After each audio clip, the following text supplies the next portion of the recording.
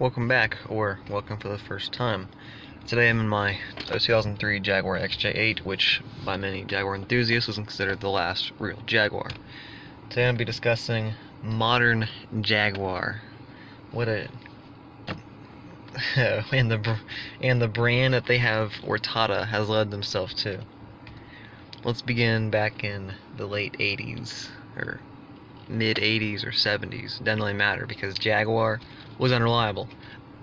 They were awful with reliability, and even though the styling was amazing, they were unreliable.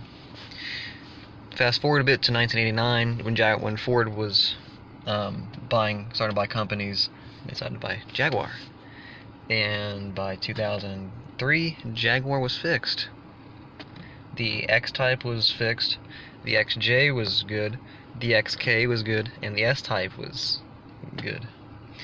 In fact, in 2008, before Ford sold them, they won the most reliable car along with Buick for, I think, JD Power. I don't remember. It's been about a year to look that up.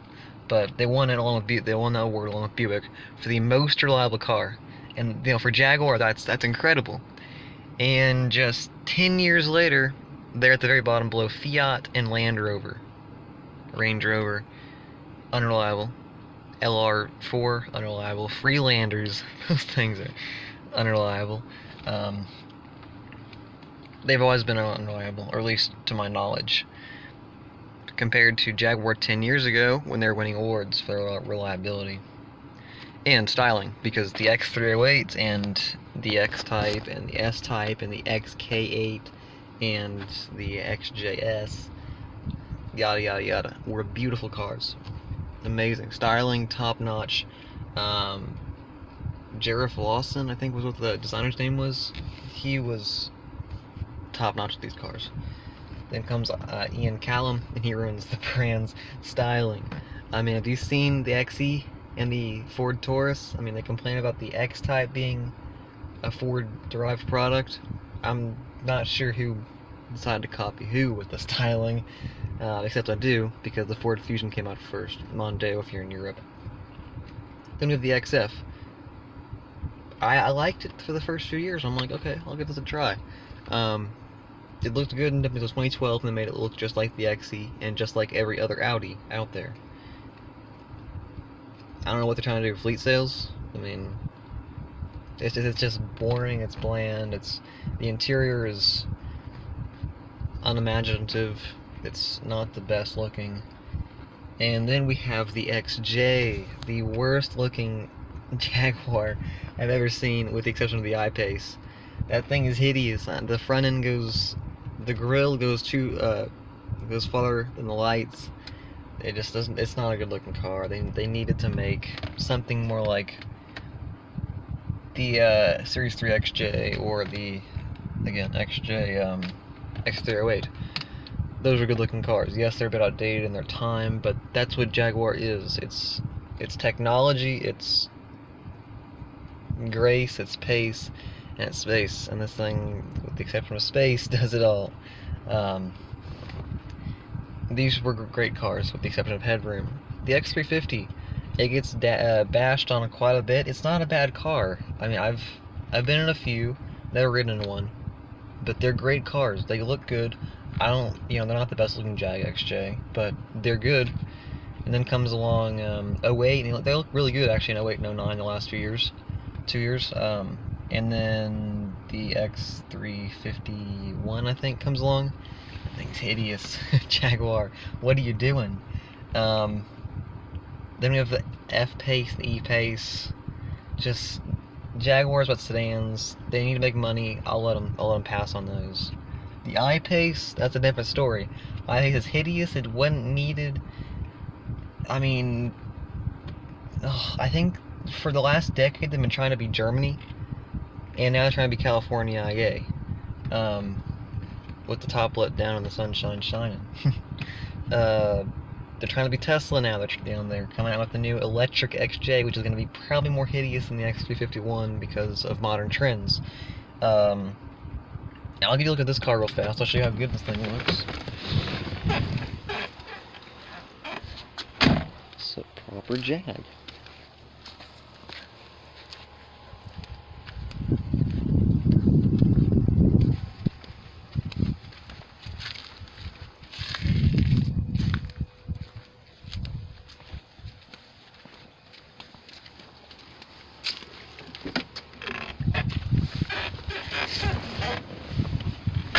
And the S-Type didn't look bad, and the X-Type didn't look bad. I've driven, I think, one of those, S-Type, I believe, and I've ridden in both those at least twice. And then I looked at the XK8. I love those.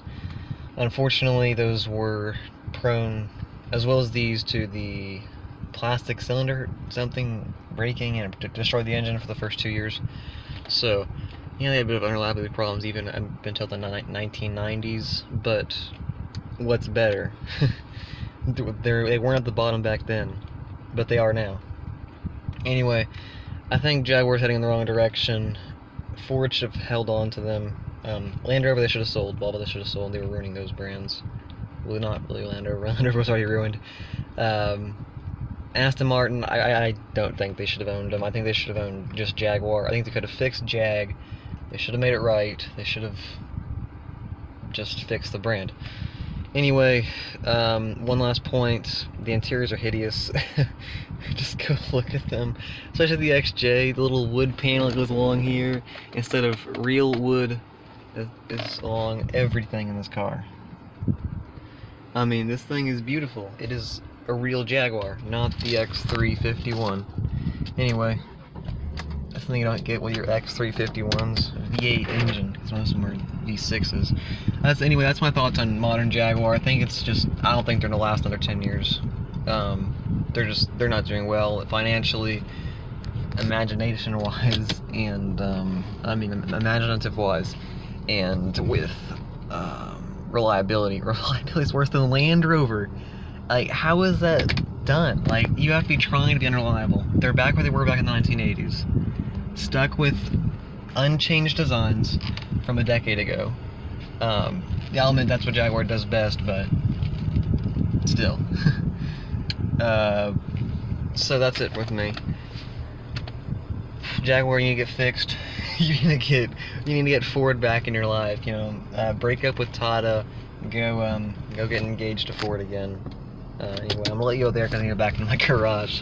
So thanks for watching. Like and subscribe for more, and I'll see you guys later. Peace out.